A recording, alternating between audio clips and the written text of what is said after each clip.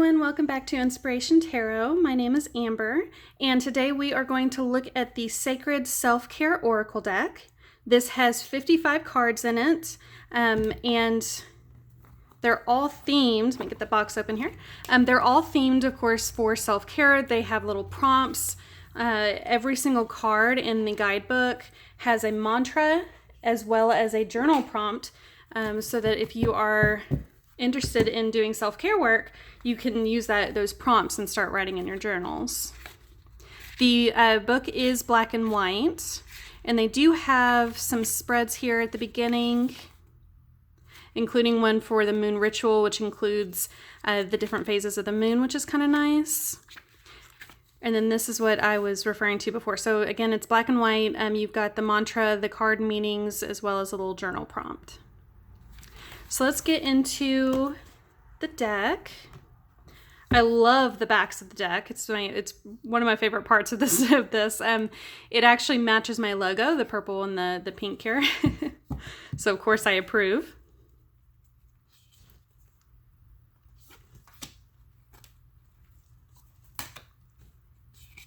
But yeah, lots of vibrant colors. They kind of stick with this sort of pastel palette.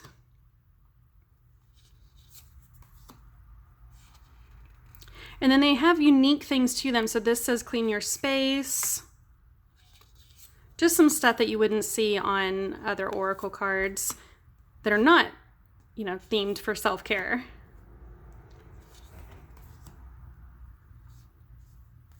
Oh, connect to your ancestors. We should read for that one actually, because I just did a post on Instagram for the daily read, and I'm considering maybe doing that here on YouTube as well. But the card that we pulled was an ancestor card, so I think it would be fitting to go ahead and do that one.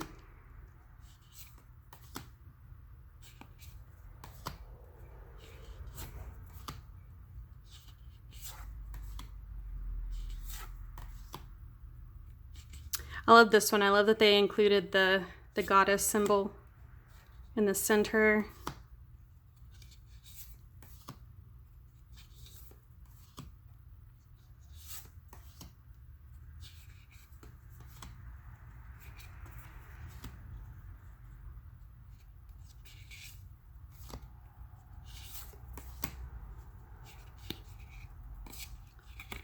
Cards are sticking together a little bit. They are matte. They might have, no, I don't see any gloss on them. If they have any gloss on it, it's very little. But the cardstock is nice. It bends a little bit, so I am careful when I'm shuffling them. But I think they're going to hold up just fine.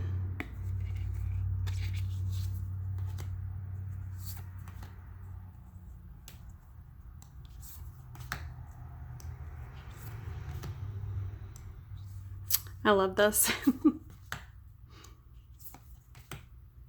And this is a great card too. I kept seeing this online, and for some reason I was missing it when I was looking at it online. But this is an actual woman. So when you're taking a walk here, I believe that that's supposed to be Mother Nature.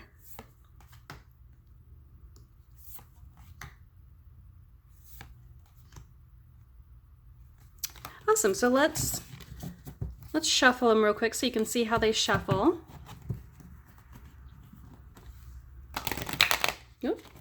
Sorry, that was not the card's fault. Those were my fault, or that was my fault. There we go. So yeah, they shuffle pretty much like other oracle cards. Not having any issues with those. But let's read for Connect to Your Ancestors, which is number 14. All right. It says, through understanding our history, we gain a deep sense of appreciation for all the time and people it took to bring us into the world. That does tie in with the other deck that I was reading earlier too. Connecting with our ancestors is one way to better understand ourselves, our patterns, and the patterns present within our lineage.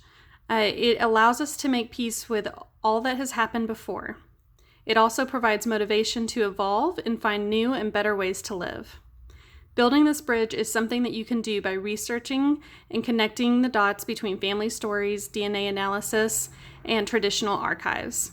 You can also learn about your family line in more intuitive ways, like meditating, dream work, working with past life regression specialists, or someone who specializes in reading, the Akashic records. I'm not sure if I pronounced that correctly. A metaphysical archive of everything that has ever happened within the universe, including all of your past lifetimes and those that will come in the future. Oh, interesting. I'll have to look more into that. Call on your ancestors to tap into centuries of wisdom, protection, and guidance. As you look back and connect with your forebears, your path forward will become more evident. So yeah, and for the journal prompt here, it says, what patterns or trends exist in your family line, especially among the women? Do these patterns appear in your life? And for the mantra, it says, as I heal my wounds, I heal my lineage and bring peace that reverberates infinitely throughout time and space. Excuse me. So yeah, I really like the meanings for all of the cards. I wasn't sure about this deck at first. It took me a long time to order it because I wasn't sure how useful it would be when I'm actually reading tarot for somebody.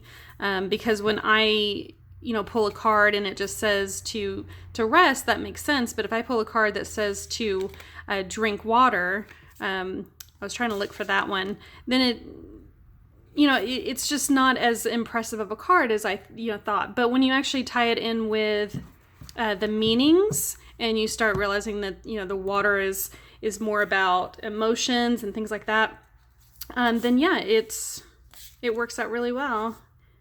I don't have any complaints. I was going to pull, let's grab that one.